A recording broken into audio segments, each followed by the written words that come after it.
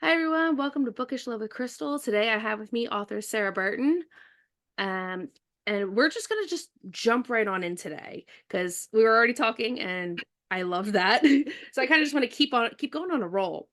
Um, so once I had everybody, Hi, sorry. I'm a little yeah. But hi, I'm here. this is just how today's episode is gonna go, and that is completely fine. I'm random, so it works. Random too. Yay. So I know we were talking before we got on and you write you use mental health in your writing. So I kind I of just do. wanted to jump straight into that first as somebody who literally is going through seasonal depression right now. I love to see that there's somebody that puts that in their work with, mental health and whatnot. So what topics do you cover? So I cover anything from anxiety, so high functioning anxiety, regular anxiety, high functioning depression, because I've just realized a lot of people don't know what that is. Regular depression, bipolar disorder, panic attacks, kind of you name it, I've covered. I have postpartum depression.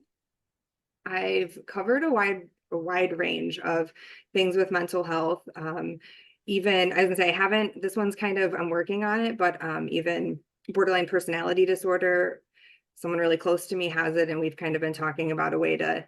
Um, Again, I'm not as familiar because I haven't been through it myself, but that's kind of what I like to do too, is interview people who have usually people close to me that can give me insight onto things that I might not have experienced firsthand. I also go a little bit deeper. I do address self-harm, suicidal ideation, and then addiction is another one that I kind of cover because I kind of, addiction sometimes goes hand in hand with mental health. So cover all of those things in my writing. Well, Yeah. that's awesome. I mean, and I'm glad you brought up postpartum because not a lot of people talk about that. Or the other one that I've noticed a lot of people don't talk about is the trauma that comes after miscarriage, not just for moms, but also for dads too. And you don't hear a lot of talk about that. And it's kind of like, I don't know if it was like a taboo thing that somebody's just like, oh no, you don't talk about that. But it's like postpartum is a big thing, you know? It's huge. So with my daughter, I was almost an entire year. I was out of work for 9 months. It was really rough. And what I struggled with was nothing helped. Every medication, I mean, I could lists of medications we tried, different combinations of things, and nothing worked. And mine wasn't the traditional sense of a lot of people don't feel connected to their baby. I had that connection. Mine actually turned into what they sometimes refer to as postpartum psychosis. I mean, I literally was haunted by visions. I would spiral where just these visions of, I'm coming home from the grocery store and my car crashes. And then who's going to take care of my kid? I breastfed. I'm like, who's going to feed her? Who's going to take care of my husband? What's going to happen? Falling down the stairs, like, and just, I mean, literally visions of just puddles of blood at the bottom of my staircase. And I mean, you can't, and you don't sleep and and you're still taking care of your kids. So I didn't know that was actually a thing because I tried explaining that to somebody before that I have, and I talked to a therapist about this, and they never really gave me an answer. I used to, as a kid, have these issues where I would lay in bed and I would fast forward my life to where everything blacked out and I couldn't see anything, I couldn't hear anything, I couldn't feel anything, and it would give me pure panic attacks and I couldn't bring myself out of it for a while. And then when I was finally, was out of it, I'm sobbing, but nothing's coming out. So I don't realize I'm awake. And I had that issue when I had my kids. I was like, what if something happens to me? What's going to happen to them? And people don't talk about that at all. And I didn't even realize that there was another name for it, especially after you have kids. yeah, yeah, and it's something that I mean, like I went to a specific. She was a physician's assistant, but she specialized specifically in postpartum depression, and she knew more medications that we could try than anybody I had met before her. I feel very lucky that I was able to find people who have kind of helped and explain things to me better that I didn't really know. And to your point with those kind of those panic attacks that take you out, I addressed this in my first book. I've had panic attacks that put me into pretty on a near catatonic state where I don't know what's going on. People can't reach me. I can't hear you. I don't see you. And it's terrifying. I mean, and unfortunately, a lot of those times it kind of happened alone. And it's, I'd come to and hours. And again, it's just that it goes, I also now I'm diagnosed with bipolar disorder and I have manic blackouts. And I don't, I mean, literally, and unless my therapist and I kind of do, certain therapies that take me back, we're kind of trying to find these things. I've lost time, and it's terrifying.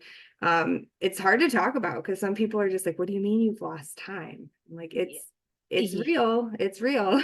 Yeah, I always I get the I'm a chronic migraine sufferer as well, and I get the, oh, it's not a migraine, you just had a headache. Or like my boyfriend gets a lot when he gets really bad migraines. So actually I think everyone in my household suffers from migraines except for my daughter and my youngest son.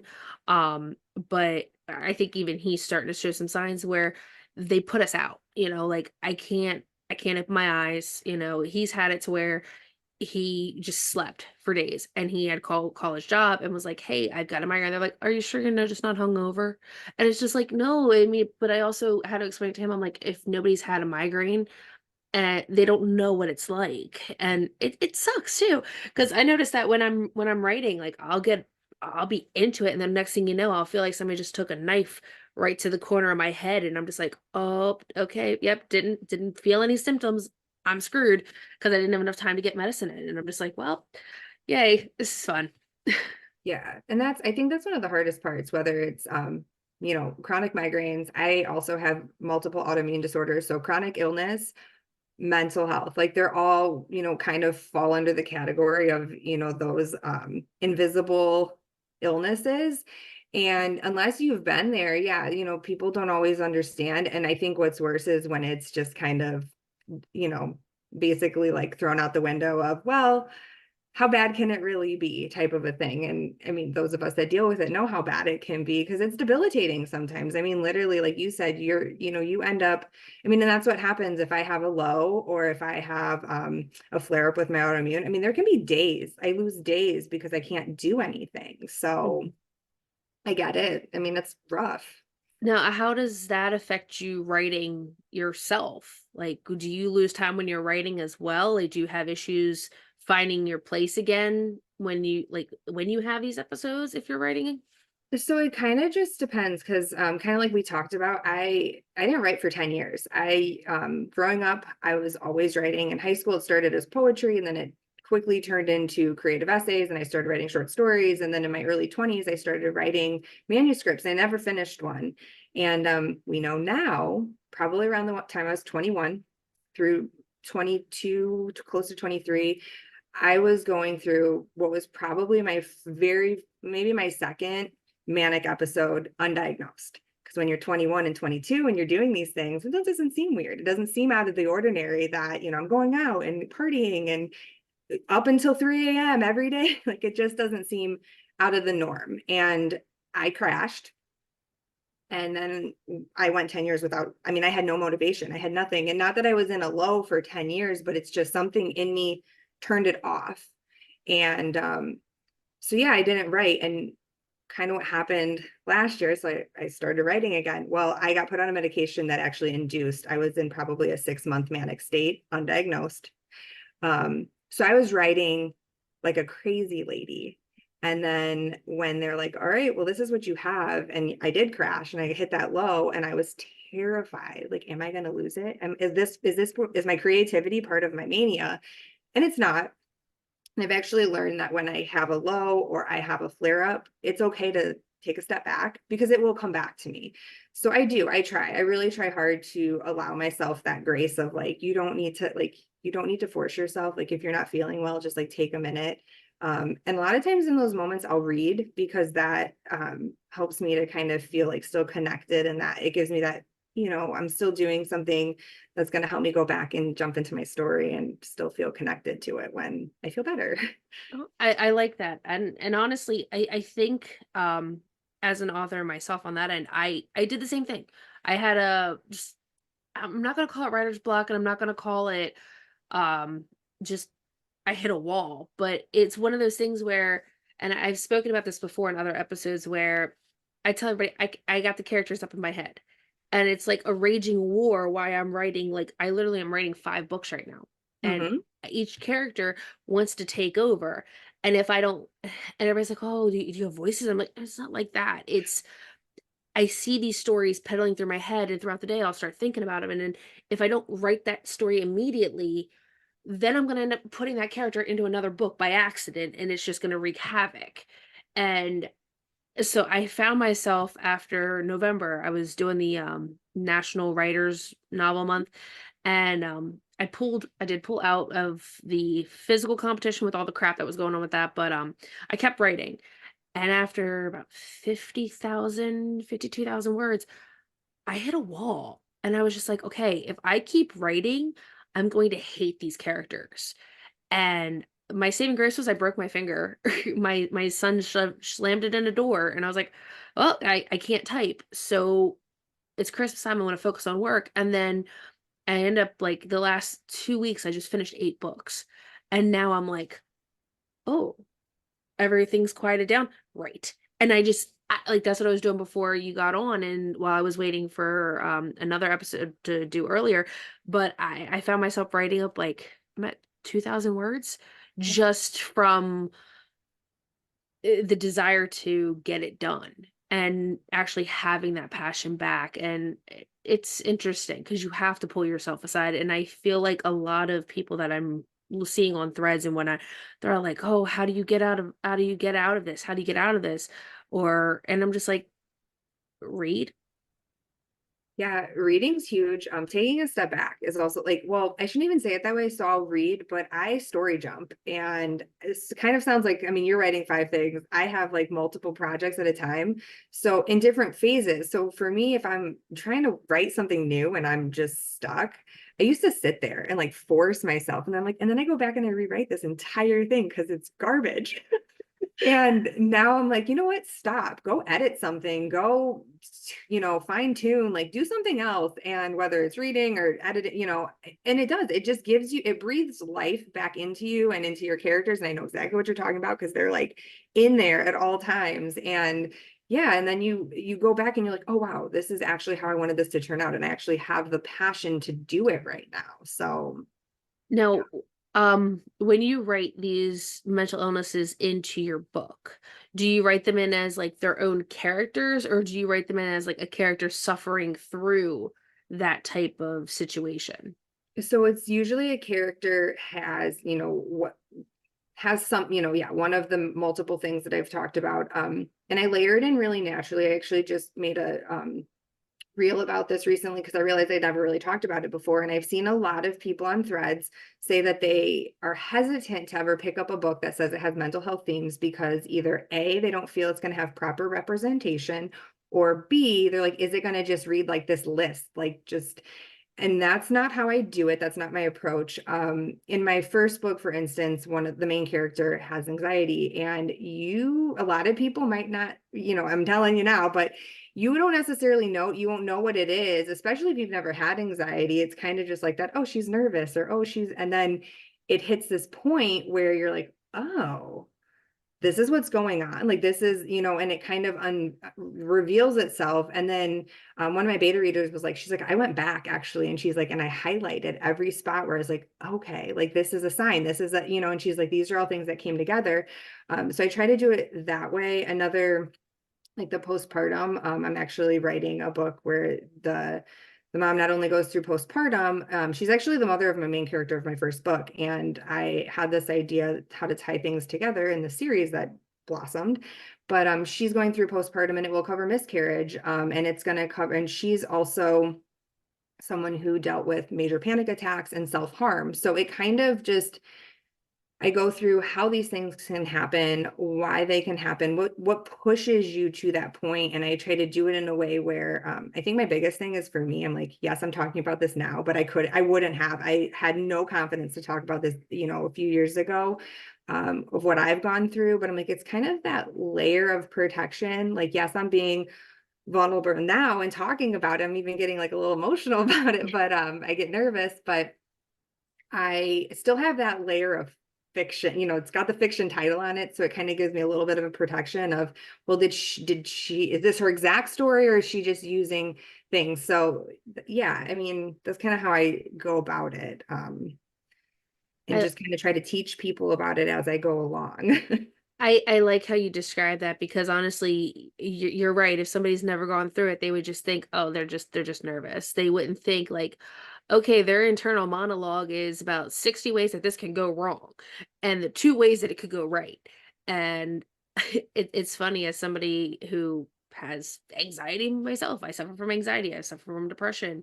I had really bad postpartum right before my son was born. I mean, I literally looked at the nurse and was like, okay, I mean, if I die, just, don't even bother trying to revive me, just take him.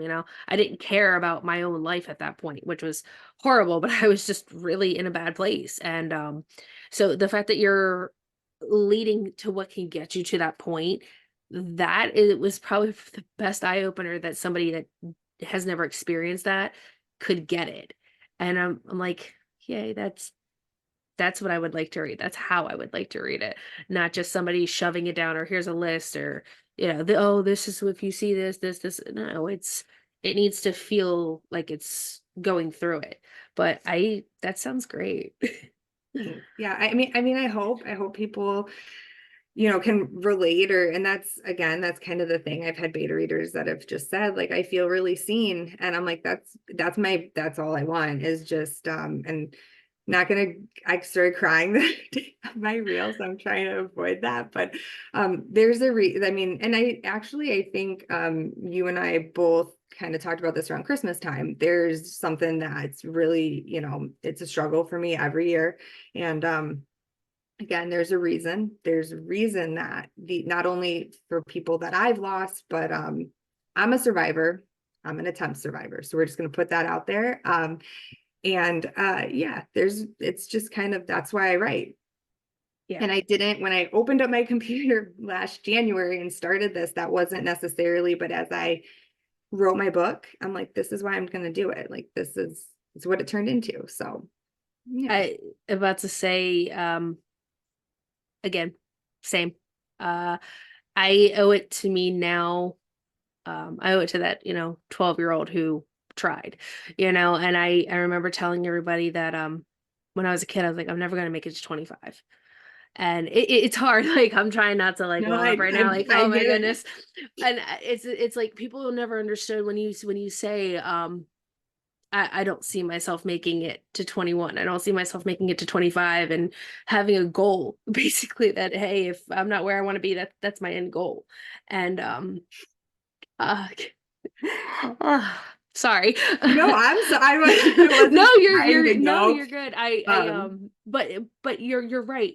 There's a lot of people that just they don't know what's going through somebody's head. I had this issue with my daughter last year. One of her best friends attempted. And then now I went through the struggle with her, not attempting, but I would see her, with a little paper clip, and I'm like, no, that's how it started with me. No, we're gonna sit down, we're gonna talk. And if you never went through it and you don't know what's going through somebody's mind in that time or place, you can't help somebody that's in that place because there's a good chance you could say the wrong thing. well, and that's exactly it. And I think to your point of it starts somewhere. And I think the biggest thing that I try to address is the difference between self-harm and the difference between suicidal ideation, because a lot of people don't understand. A lot of people assume that self-harm is, immediately means you're trying to take your own life. And that's not what it is. Self-harm usually comes from a point of anxiety and attention that builds up so great that that's the only release you can get. And the problem with that is you get that release and then you get the horrible guilt and the self-deprecation, and then you're just back to square one because you're tearing yourself apart. So that's the only thing that makes you feel better. Yeah, no, I struggled to explain that to people, and I struggled to explain that, when I first did it. I remember I wrote everything down in poems and poetry, and, I remember my mom going, "Oh, why wouldn't you tell me?" You know, and I'm just like, how do you get it out there?" You know, I was 12 and my world had literally imploded that summer. Like I had a lot dropped on me, and it was no one's fault really. It just my world collided and I didn't know how to handle it. And it's just the anxiety of school, the anxiety of trying to be the kid that your parents want, and you know, also trying to figure out your place in another parent's life who you just met, you know, you Yeah. it's there's a lot going through, some internal monologue in that I was in, and I'm just like, I hit a wall, and then I had my best friend got hit by a car and killed. So it all just kind of collided, and I didn't know how to handle it. And you're right. It's self harm is that release. It's that one thing you feel like you have control over, and then you're trying to your hardest to cover it up. And you're just like, okay, I'm wearing hoodies now. I'm wearing long sleeves. I've got, you know, I mean, I don't know how old you were at the time, but for me, I had jelly bracelets like all the way up my wrist. I was like, "Yep, nope, this is me. This is me, you know, cover it with jelly bracelets or the skater band. Wristbands. Yes. Oh Those yeah, were I the wore things. 'em. I mean, and that's not where I did it, but I Yeah. mean, I wore them. That was kind of, I feel like you and I probably are very similar at that age. I was around the same age. I was in middle school, when everything started to manifest. And I had a triggering event, and that's usually what happens is, you have that triggering event and then everything's just kind of there. And unfortunately, like, we don't, especially in I don't know, I was gonna say, I don't know how different our I'm ages. 33. Okay, so I'm 33. All right. So Okay. So there we go. we didn't talk about it. It No, it wasn't talked about. And no. we had no skills, we had no coping mechanisms, we had no way to handle it. And it was something that it was like, oh my God, who do I tell? Nobody. And that's another Yeah. thing with my books. I'm like, I want people to read these and look and say, okay, like, I mean, really, had I read a book that addressed any of the things that I addressed, even at the, I mean, I was an advanced reader. I would have felt like, okay, hey, I'm not the only one. I'm not alone in this. Like, I'm not, and that's my biggest thing. I felt like this freak. Like, I was like, all my friends are normal. They probably weren't. They were probably going through the same shit I was. But in my brain, I'm like, I'm the only one doing this. I'm the only one that feels this way. And Yeah. because we didn't talk about it. And that's another thing. I'm like, I've reached out. I'm like, if you don't know me, it doesn't matter. If you feel like I'm somebody that you would want to tell these things to, please tell me. I will help you the best I can. No, I'm not a professional, but I can help in the best way that I can. And even if that's help you find somebody, a professional to talk to, like, Yeah. that's all I want to do. Or even just that those ears. Yeah. Because honestly, I feel like our generation, like you said, we didn't talk about it. And if you did talk about it, there was always that secondary back thought of, okay, now that I've told this person, who are they going to tell? Are they going to use Mhm. this against me later? And I really hate to say that our generation was kind of fucked, but our generation got fucked. And everybody's like, oh, well, you guys had so much. And I hate when everybody loops millennials in with everything. They're like, oh, millennials are sensitive. It's like, no, no, we're not. The older millennials, we're not sensitive. We are, okay, we're going through some shit. We're just gonna keep it the hell in, and you're not gonna know what's wrong, and it's gonna take a lot to get it out of us. I mean, for me, when I finally was like, I needed help with my mental health, I um I was 25. I was going through my first physical in 5 years, and I broke down to my doctor. And my doctor's like, "Whoa, whoa, whoa, whoa, whoa, we need to. I've been seeing like, whoa, what's going on?" And I'm just like, I let everything out, and she was just like, "We need to get you to talk to somebody." And I'm just like, "Meh, I'm okay." And she's like, "No, no, no, no, it's not like that anymore." And it's tough because a lot of people don't think they have anybody they could talk to about it. And a lot of people are just like, "Oh, well, if I talk about it, is it really gonna help?" That's the other portion. Yeah. I mean, I was lucky. My mom had really severe postpartum depression. I mean, so bad with me that her doctors were like, you should never have another kid. And she did anyway. But she got it and she saw the signs. But the hard part is like, still, even though my mom understood at least some of it, because again, I'm like, well, I'm not going to go tell my mom that I'm self-harming, but Yeah. um, she got me in therapy. I've been in therapy for over 20 years and I've learned a lot and I consider myself very lucky because even though I probably didn't tell people I was in therapy. I'm like, well, at least I was still getting something myself. And I do appreciate that. And I think it's also kind of given me that out, like I can see how people get to where they get because they didn't have that. It's like, yeah, not everybody had that when they needed it. And I think now it's really important to say, hey, if you're a 12-year-old, if you feel like they need to, like, yeah, let's get them to talk to somebody and make it normalize it. Like it definitely Yeah. needs, I mean, we need to get rid of that stigma. Like everybody could benefit from talking to somebody. Yeah. I mean, my daughter's been in therapy since she was 6, since me and her father split, but I mean, but you're right. Because that could have been a catalyst for her, and I know what she's going through at school, catalyst. But another big thing that I always like to tell everybody is if somebody's telling you they're in therapy, do not be the person that when they get mad or they walk away from a situation. Because I wasn't a confrontational person. I mean, I was, but not like I would try to avoid the best I could. And that when I would get confrontational, I would walk away. And I used to always get told, that's it, go ahead and go pop another pill because I was having my anxiety. And then I was also told that, oh, well, I don't need to go talk to somebody else about my problems. I can just talk about, well, it's hurtful. And there's people out there that they do say that to people that are in therapy. They're like, oh, well, we don't need a therapist. We're fine. We can talk ourselves out. But can you? Like, are you can talk, but are you listening to the person that's talking back to you, or are you just speaking over them just to do that? I'm right, I'm right, I'm right. Oh, we went on a total different I tangent off books there. Sorry, guys. know. But But you this know is what? what I mean, but again, this is what I write about. I mean, that's the Yeah, whole, and yes, like they're layered into, some of my stories are really cute and wholesome little love stories. Some of them are really, I mean, yeah, you're gonna be like, holy shit, what are these people going through right now? My husband actually was like, oh my God, you did this to your characters? And I was like, but this is how we get, like, this is again, these are those triggering situations that put people in a place and then I can explain better. This is how we get here, and this is how we get ourselves through it.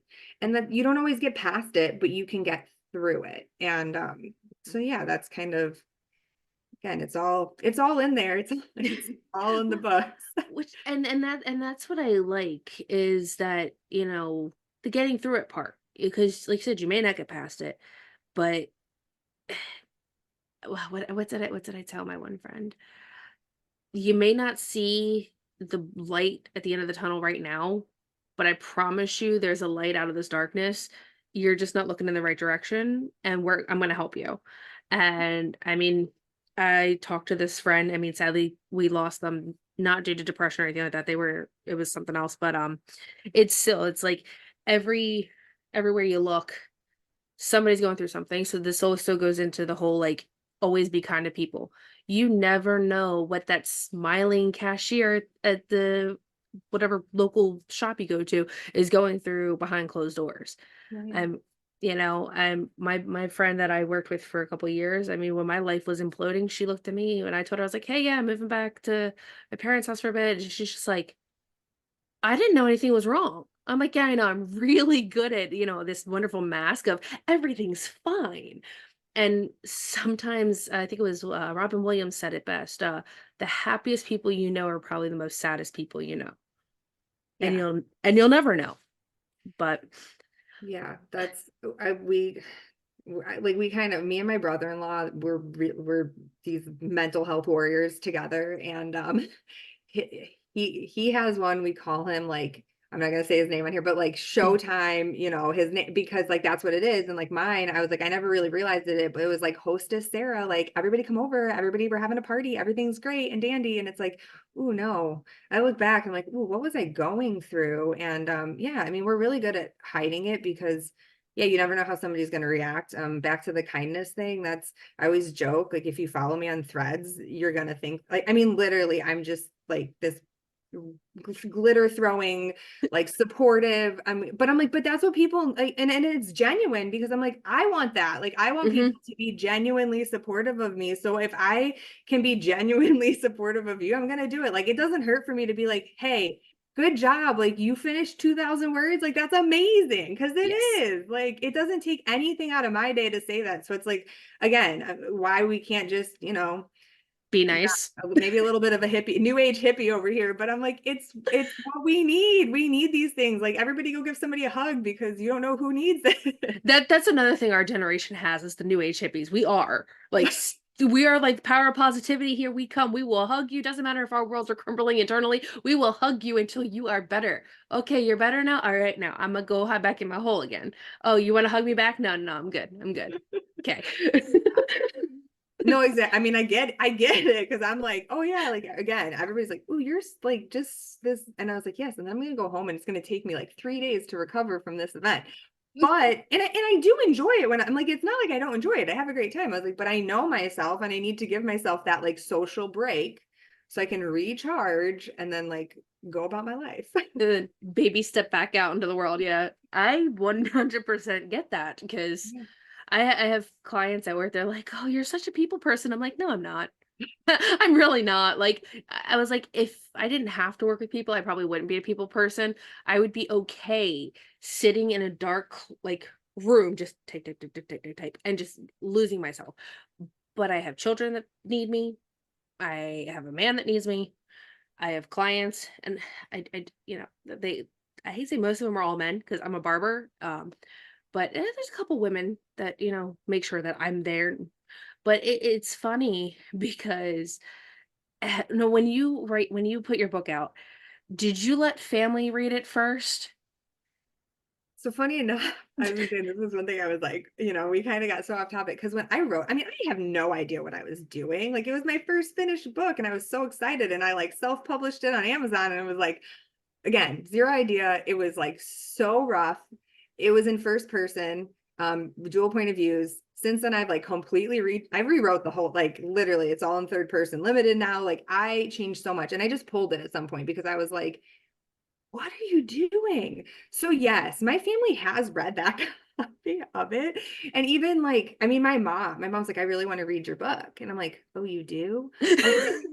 I was like, Mom, gonna be 34 years old. There's sex in it. And I was like, thank God it's the tamest. I mean, it is, like, my first book is my most, like, it's like, it's the most, and it is, it's the most tame of my books, but I'm like, there's sex and there's other stuff, like, but then my mom's also this, like, great, I have a blog, and I wrote some pretty, like, raw, I've really kind of cracked my soul open and put some stuff out there that I never ever thought I would share with the world. And told my mom, I was like, hey, I don't have the time to have the conversation with every person in our family, like, hey, it's been, I always kind of knew I probably had bipolar disorder, but it was like, okay, it's official now. I was like, I can't have that conversation with everybody. So they might, I was like, family might reach out and be like, is Sarah okay? And she said, I think everybody knows that everyone in our family has a little bit of something. And I'm like, all right. Yeah. And that's the best. And I was like, and it comes from a loving place. She's just like, we kind of all know that, like, we're suffering with something, and it's not, nobody's gonna, and nobody does, I mean, nobody's judged at all. And even, it's like crazy. My mom's best friend had reached out, and she's like, I'm trying to buy your book for my daughter-in-law. It's like, I can't get it. I'm like, well, it's not out right now. But she's like, I loved your book. And I was like, oh my God, you read it? Like, ah, Yeah, I don't know if you watched the last episode I did, but I was talking about, I have my boyfriend's grandmother. I was just showing it to her, like, look what I did. And she's like, oh, thank you. Now sign it. And I'm like, oh. And I'm like, don't let your son read it because he's very religious and that I hate him. And she's like, oh, it'll be fine. Next, like a week later, I get a card in the mail from her going, I loved your book. And I go and see this woman almost every Sunday, as long as no one in the house is sick. And I go, okay. she's not judging me, she's not judging me, and I'm like, "Okay, I'm good." And she's like, "Okay, when's the next one coming out?" And I'm like, "There's a lot in my book." Like, I'm pretty sure at one point there's 3 things going into one spot, and I'm just like, "All right, well, yep, yep." But it's interesting you say that. One of my best friends, he sent one to his grandma and she wrote me a letter back and like same thing. And she was like, I loved it. And I'm like, and she's like, and asked for the, and I'm like, ooh, the next book. No, no, no, no. Even my mom's like, when's your next book ready? And I was like, ask my cousin who read it already if she thinks that you should read it because it's it's different. And I really one of my things that I do is I don't do closed door romance, but I try really hard, even in my scenes that are very like one of my newest work in progress. Like there's a she's kind of a little she's naughty. We're just gonna say that. I don't want to get too much into it to like not reveal anything, but I still try to do it as tastefully as possible. It's just kind of like my personal approach because I feel like that way, yeah, my mom can read it. And then my mom's even said, she's like, well, if I start to get uncomfortable, I'll just skip that, skip that part. Yeah. But I'm like, at least it's more of an approach where I feel like more people might be open to reading it if I kind of take more of that like subtle, I don't know. And it's not that it's I mean, there's threesomes, there's a foursome, I mean, there's Yeah, stuff going that's my on. thing. It's not like there's not, but again, it's just like my approach to it, I guess. I try to, I don't know. Slowly get it in there.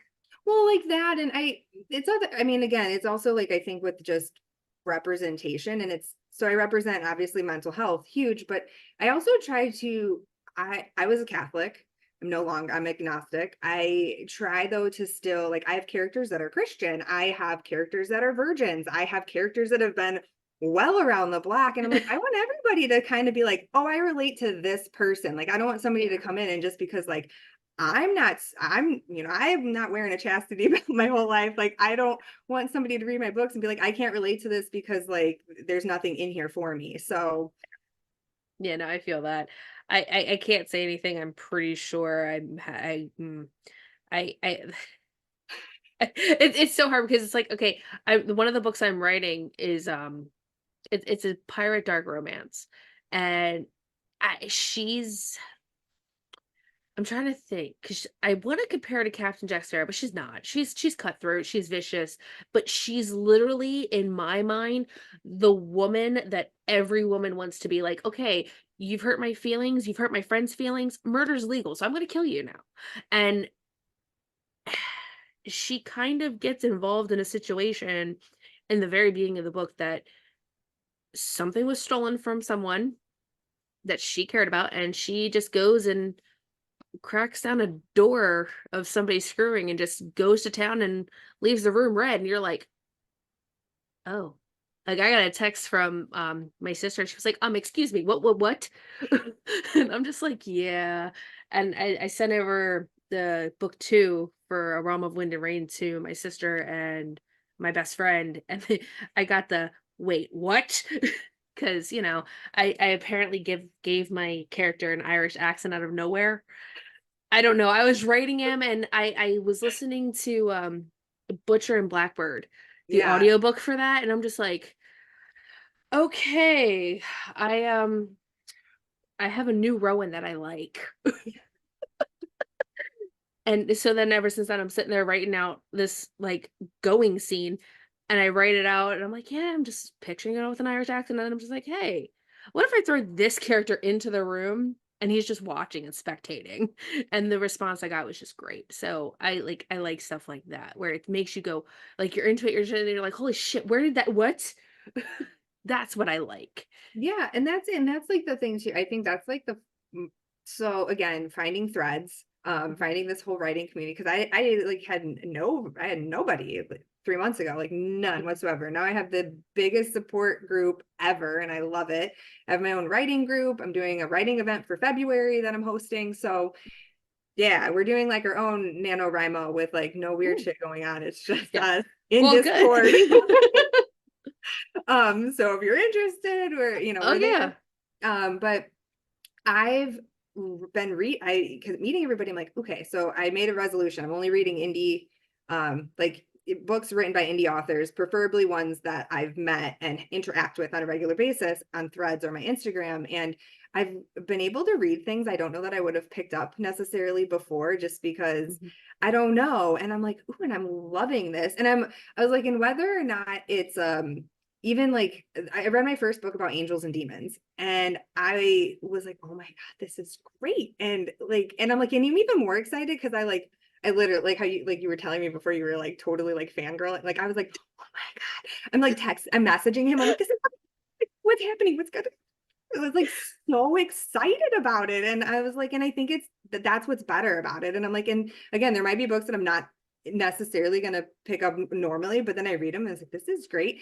And I think it gives such a good idea into like your person, like how you think, how you create. And what I really like to do is I start picking out little pieces of, I'm like, oh, I can kind of see where this is coming from. And this is probably something she lived through. And we tie it in there in these little ways. And that's what I think is like the magic of writing, because Yeah. you get a little insight into the author, and it's great. I like when I'm reading stuff, I like where to just know that this all came out of somebody else's brain. And so I don't know if you've heard of the Bonds That Tie series. I just finished it. It's by Jay Bree, and I read all 6 books in a week and a half. And I told my best friend, I'm like, this is your next read. We do a little book club together, and I'm like, this is your next read. Just trust me, just read it. I got her hooked on the Base of the Briar series from Elizabeth Helen, and I'm like, no, I seem to be winning with you. So here's just like everything. And I I like how people's brains work to come up with these worlds, because I am one of those people that when I'm reading your book, if I can feel like I'm there and I can picture it like it's a movie in front of my eyes, I am in heaven. And there's some books I've had to put down because they don't give me that feeling.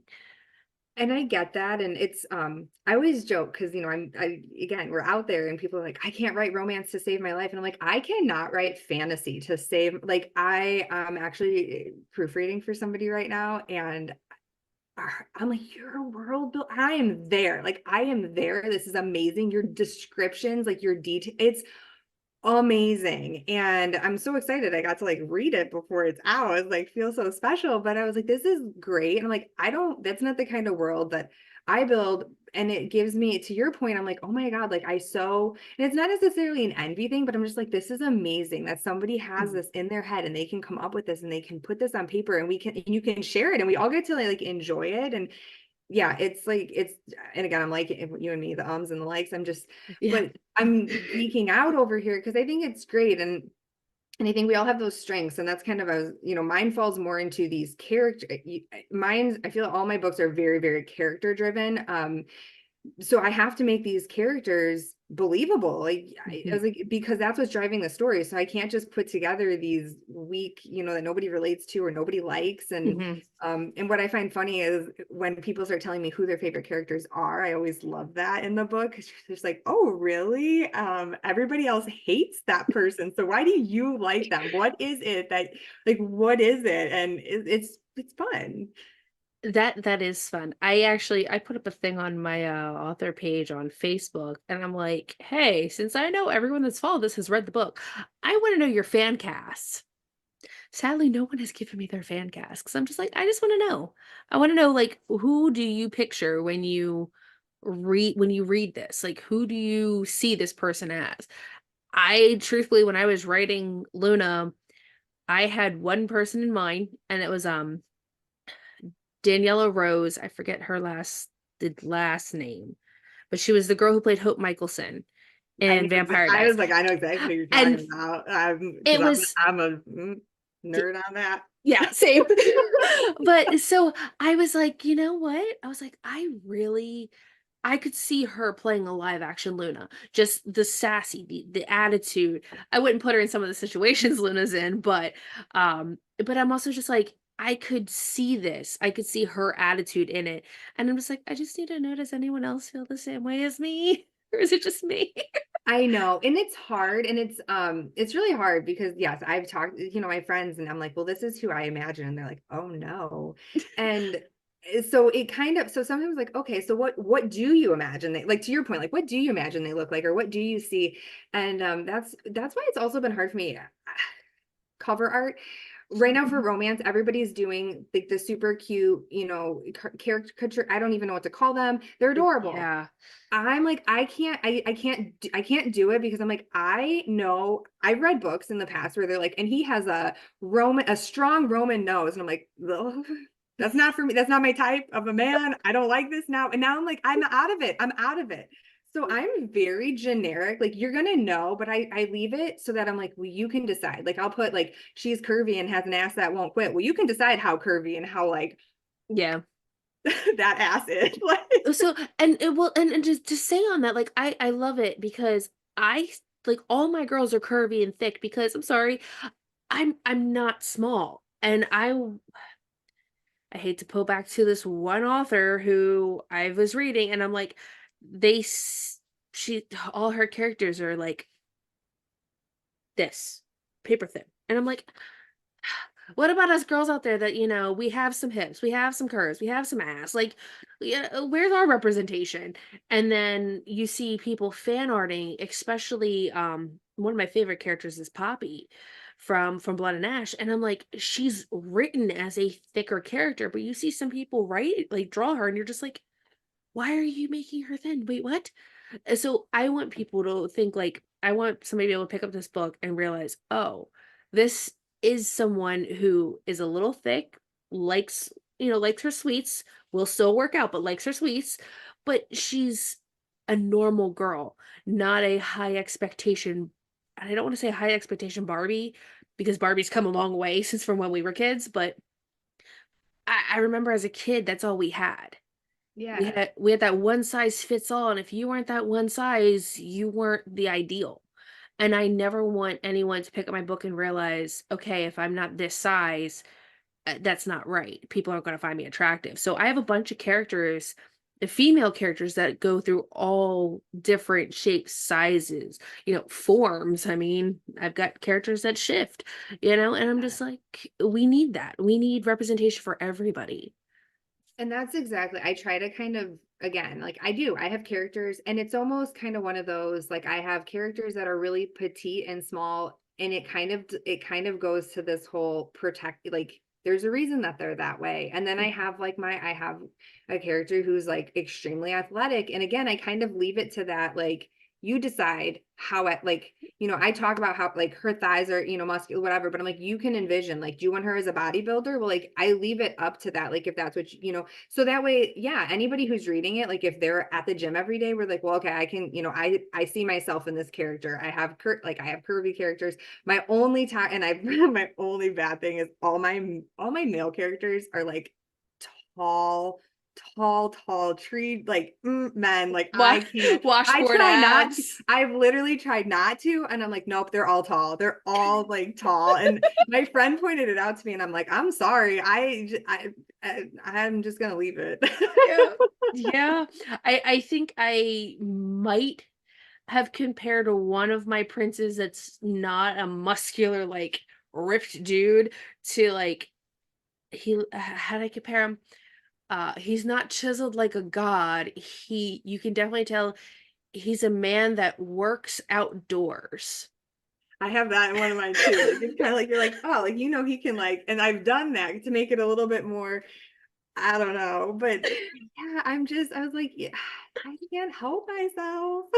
I got the comment once of if she can't put her hands around it, then how can she get it in? And I'm like, have you Are ever you? walked As I into say, a sex shop? I'm a Jersey Shore girl, and when Snooki was like, it's like putting a watermelon in a pinhole, but they made it work. You figure it out, man. Like, It's so funny because like there's a local sex shop right up the street from us, and I'm not gonna say I'm a frequent member or frequent flyer, whatever. Free fly fly. If you read my stuff, free fly fly. Um, yeah, but there's times I'll go in there and I'll walk over to the dildo section and just be like, all right, so let's see, how can I describe this? And it's funny because the lady that works there, she's like, oh, back shopping day. I was like, no, no, just trying to come up with some Research. words. And you know, that's what I told her. And she was just like, oh, okay. And she was like throwing words out for me. And I'm like, I love you. And it's true. So it's like, or like if I have questions on how certain things work, there's one lady there, I have no problems talking to her and asking her, like, hey, so if I was to say use this for this and this, can this be used for that? Or would you recommend me describing it with something else? Like, give me a visual of what I'm working with here. And I'm just like, and she's showed me some stuff, and I'm like, okay, well, I'm very glad I'm doing this research, but now I'm also like, my brain's curious, and I'm just like, nah, that's a bad thing. I know, but do you ever like, I always joke, I'm like, what do our searches, a writer's like search? Because I'm just, sometimes I don't know, and I'm pretty well versed, but there's stuff I'm like, and but my favorite though, because I I do have, male characters and in some of my books, and I was like, hey, can we talk about when you lost your virginity? Can you tell me how that went? And they're like, of course, my friends. And I was just like, and they're like, Sarah, come on, we know you. Like, we've asked you for sex advice on how to like spice up our own relationships. Do you think we're not going to want to tell you how we lost? But I'm like, because I wanted to feel like I wanted to be accurate. I was like, Yeah.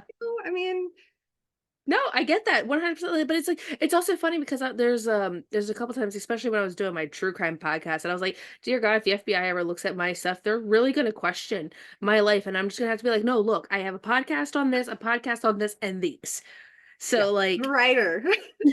and I was in a this was back when X was still Twitter, but there was a circles group that my sister was in with her podcast co-host, and we were talking about how if you can eat enough apple core seeds or enough apple seeds, that it can kill you because it's arsenic. And I was like, well, how many? And my before the thought. The filter could snap between my brain and my mouth. I was like, so how many do you actually have to eat for that to happen? And I'm just like, oh, I probably shouldn't just ask that up. But no, I mean, but so there's like I mean, I think it was a me, I don't know, I saw, but it was just like my husband bought a new, like had to replace our like our disposal in the sink, and he's like, I got this one because it can cut up bone or break up bones. And she's like, what kind of bones are we talking, finger bones or femurs? And I'm like, that's where my mind goes though, like, Yes. yeah, how many bone, like how thick of a bone are we talking here? Because I Can mean, and it I don't write like, but I'm a horrible like Criminal Minds, and it's like, and I'm paranoid. I mean, literally, like me and my sister are both like, we're gonna get on the airplane and somebody's gonna inject us in our neck and try to sneak us off the plane. I'm horrible with that stuff. You're not alone. You're not alone. Dude, Criminal Minds messed me up so bad because I was living in New Jersey at the time. I had just had my daughter. She was like maybe like 3 at the time. She had just started preschool, and the episode that had popped up was in Cherry Hill, New Jersey. That was like literally 20 minutes from where I was living, and I'm just like, okay. And then like a couple episodes later was an episode of Wilmington, Delaware. And I'm like, okay, first of all, that's not Wilmington, Delaware. Nope, nope, nope. I grew up around there. That's not Wilmington. I know we're fine. But I'm just like, man, talk about just giving me anxiety. Because the one in Wilmington was a kid gone missing. Kid got kidnapped. And I'm like, oh, but, and just to loop it back real quick to the postpartum thing, that most people don't realize is as moms, we carry those babies for 9 months, and once they're out of us, it's like a part of you's gone. And you're like, Mhm. okay, how do I protect that? But my brain as a kid was, well, after I had her, was like, okay, crap. What if somebody takes her? Like, I felt like out of body, like I couldn't control. And I mean, that's a scary thing, but like, sorry, I was just leaving that in because Criminal Minds was also the death of me when it comes to my postpartum because it just made my brain keep going. Well, and that's, I think, the bigger thing. I know you said she's like 3. I think that's another huge thing is 13. people don't realize how long postpartum, I mean, years. And my kids are really close together in age. So, I mean, for like 3.5 years, I was just a mess. And I mean, yeah, it lingers. And my cousin, we were pregnant at the same time, so our boys are 2.5, and she's like, I'm still dealing with, my postpartum. And I think Brooke Shields was one of the ones who kind of came out and finally was like, do you, like, talked about how bad it can be. And it's, again, it's just those people getting out there and saying, hey, like, this is this. And again, I mean, I've talked about it and I've made it, like reels about it and stuff. But and again, I don't know how, but I'm like, it doesn't matter. One person, if one Hmm. person sees it and is like, you know what, that helped. Like that made me feel like I'm not by myself and somebody else knows what it's like. And that's kind of why, yeah. Yeah. So I getting the was word about out there. I was about to say, my daughter's now 13, and I'm still like, "Where are you going? What are you doing? You cannot be out of my sight." Like, she went to the park around the corner from my parents' house, and I had anxiety. I mean, and this is like a enclosed neighborhood, and I had anxiety. And what did mom brain do? Mom brain said, "Hey, mom, watch Rocky. I'll be right back." And I literally walked around the corner, and I see her talking to a teenager.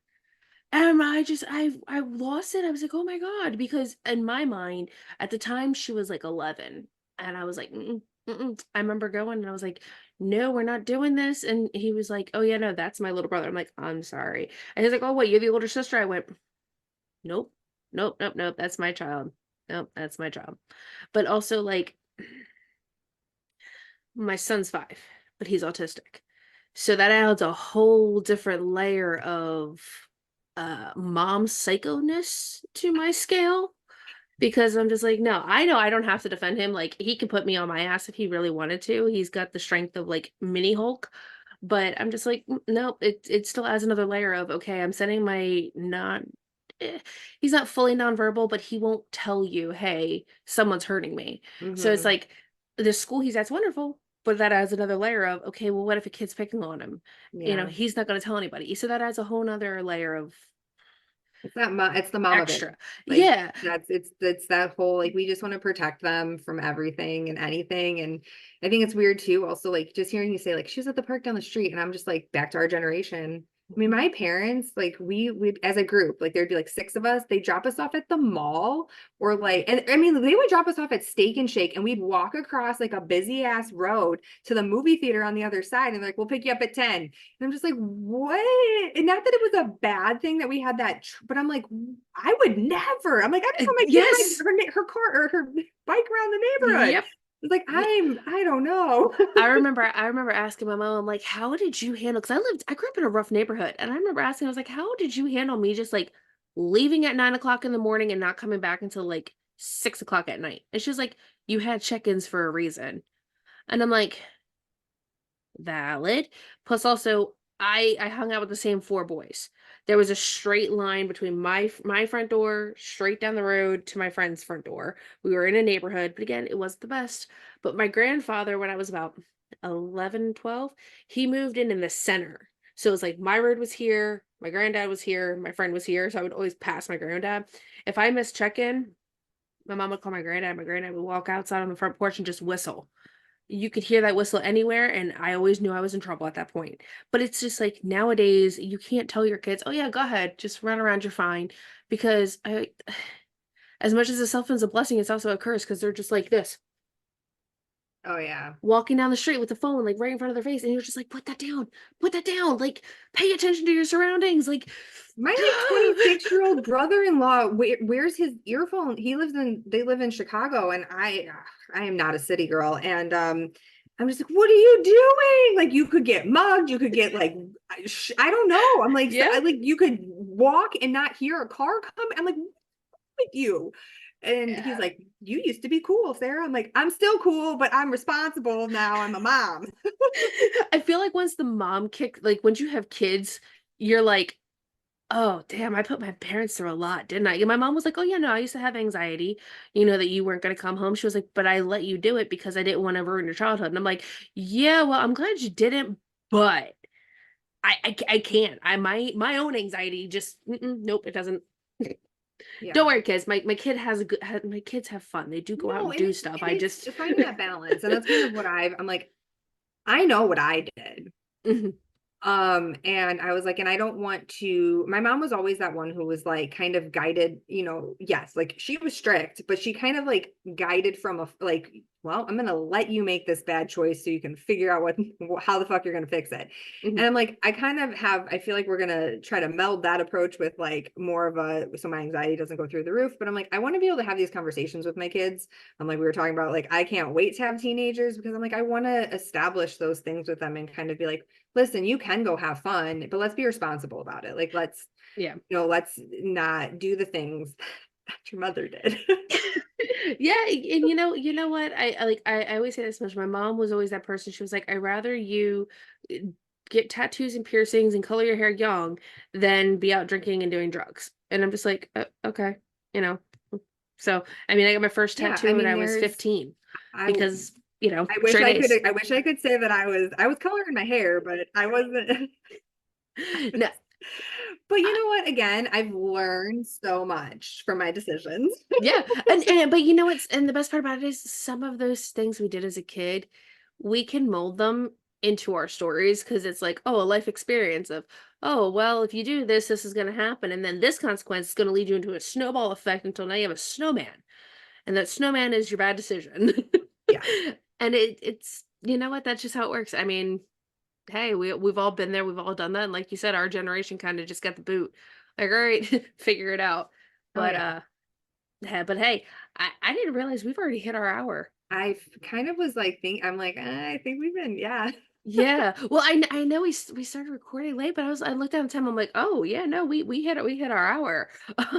So hopefully we got to talk about everything you want to talk about because Yeah, we I just mean, yes, went. like I was gonna say. So, I mean, the only thing I don't even know. I was like, so my book is called called Cherry Trail, a story from Havenburg, and I will be announcing when it's being relaunched. But yeah, I mean, I covered honestly, I was like, it's not really about the amount of books that I sell for me. It's really just kind of getting the message out there. And that's what we covered, and that's what's most important to me. So And so Threads, Instagram. Is there anywhere else that people can find you? Like where they can find your TikTok. blog? Hmm. And my blog, yeah. So my author website is just saraburtonwrites.com. I do kind of try to update about my writing, but a lot of it's just kind of it's my author page, but it's turned into a blog, I guess, too. And if you really want to know about my mental health stuff, that's on like there. Kind of the more darker pieces. Hey, that's an insight to you. So Yeah. that's what matters. But so and the Instagram, TikTok, and Threads are all still the same thing. Sarah Burton writes. Yeah. So I will have all that linked in the description below, everybody. Thank you, Sarah, again for coming on talking to me. I Yeah, you're appreciate it. welcome. We I know sorry we we gotta talked each other I ears think we're off. friends now, so Yes, hit me up. definitely. All right, everybody. You guys have a safe and wonderful day and see you later.